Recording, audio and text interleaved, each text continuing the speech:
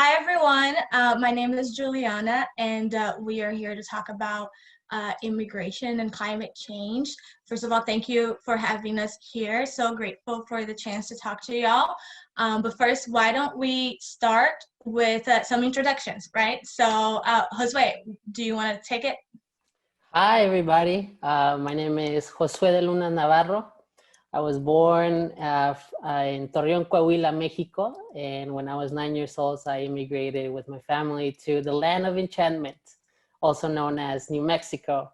Growing up undocumented because of our struggle and our fight for liberation, I organized with undocumented youth and immigrant families to protect our collective freedom to live in peace in New Mexico. But currently I work for the Institute for Policy Studies, where my focus is researching and writing about the intersectionalities between climate and immigration justice.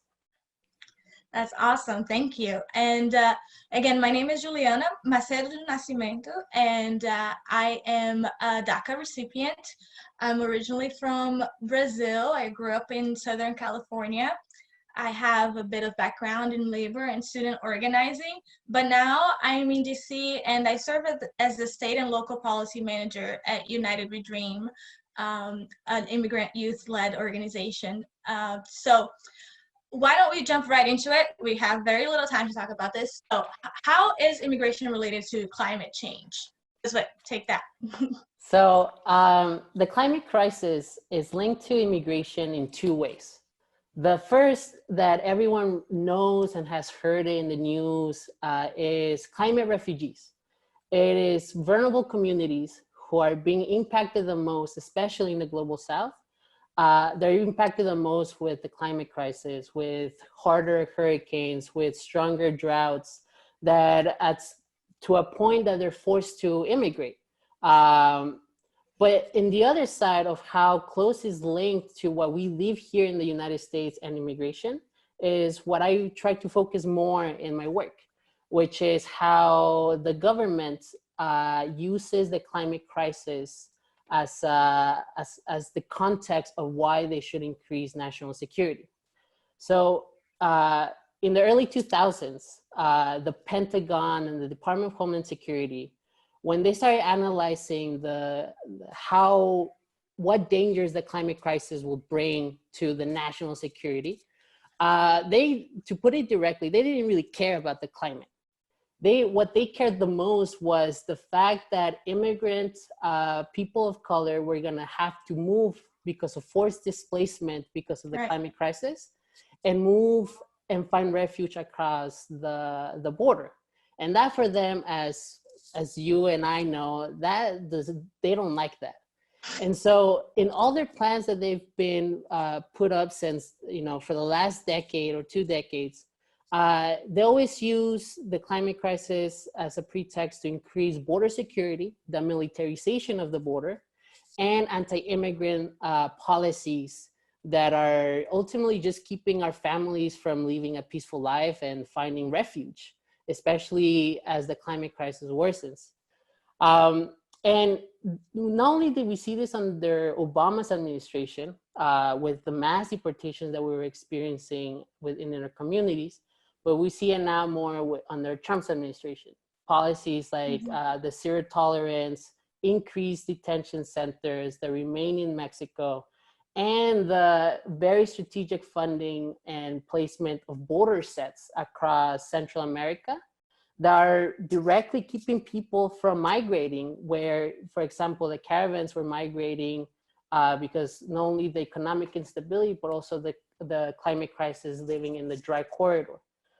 And as both movements try to address these issues, one in the climate justice world and the immigrant justice world, both movements have to be politically engaged to know that this is the same fight, right? As in general, we're all fighting for a collective freedom to live in a healthy, safe environment, but also to move and stay in unity and peace. And right now, that's under attack, not only from the increased border militarization that we're seeing, but also attacks our community such as trying to terminate DACA and TPS. I know for me and you, that's very personal, right? Because we're DACA recipients. And it always feels like we're living under the crisis that every week we're expecting a response from the Supreme Court. But then we're also living the COVID crisis. And then we're also living the climate crisis. And we're constantly forced to migrate, to move away from our homes. And it is really important, right, that that the climate world is politically engaged in both worlds, right, or both issues. That at the end of the day, it's the same, right? It affects all of our communities together. And so I really wanted to ask you too. I know that the DACA decisions are always coming up. In Spanish, we say that nos tiene el Jesús en la boca, no? That we're always just waiting anxiously of what's going to happen. And I wanted to ask you, one, what are we expecting the Supreme Court to do? And how can people that have been in the environmental justice world and the climate world respond to whenever the Supreme Court decision comes out? Yeah, exactly. As you said, we're both living in this crisis within a crisis within a crisis, and it's really stressful. But why don't so I'll talk a little bit about the Supreme Court case, but just first, for everyone online right now who doesn't know what DACA is, it stands for Deferred Action for Childhood Arrivals. And it's a program created in 2012 by the Obama administration, really about after a lot of pressure and after, the DREAM Act didn't pass, places, organizations, and individuals, immigrant youth, right, and United We Dream really pressured the administration to pass something, and this protects us from deportation, and it gives us a work authorization, right, but it doesn't give us actually legal status in the country. And so in 2017, the Trump administration ended the program, and but they ended it in a really harsh way. So it gave an option to institutions to really challenge it. So some states and institutions sued the government against it. The case made its way to the Supreme Court back in November 12th. We were all out there back then, when we could still be there. But we're still waiting on the decision, and we don't know when that's going to come out. We don't know what day, but we are ready. So we have come up with 3 different scenarios that the Supreme Court can make this decision based on.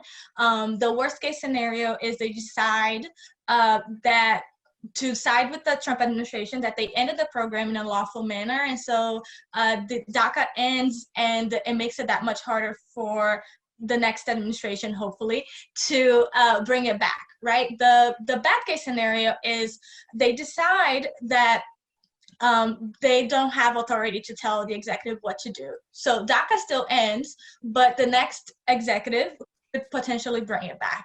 And our best case scenario is that they decide to side with us. DACA stays, but for now, right? Because they're really only deciding that the Trump administration ended it in an unlawful manner. So they can try to end it again, right? So those are really the 3 scenarios we have. Even the best case scenario really only buys us a little bit of time. And so we really are hoping that people will join us in fighting back. So the day of the decision, we have plans for virtual rallies, for webinars. And if people want to join us, they can text DACA decision to 877-877, and we'll send them updates and ways for them to get involved, right? Again, DACA decision to 877-877, right? And so, Josue, I know we talked about how it has to really be, our struggles are really linked and intertwined, right? And so we at United We Dream will also want to make sure that we're involved in the climate activism world as well. Yeah, I mean, I will just, close by saying that, immigration justice is climate justice, right? That not only are we as people fighting for protecting our only planet in the universe from the ecological destruction of oil and fossil fuel profit, but we're also protecting our collective freedom to live peacefully, to move and stay And as people become politically engaged, it's important that not only are we putting people in power that are committed to a bold Green New Deal, we're also committed to defend our communities by abolishing ICE and CBP, closing detention centers, and really protecting our collective freedom to live peacefully in this planet. Completely agree. Thank you everyone for having us. And we'll hopefully hear from y'all soon. Thank you. Bye. Bye.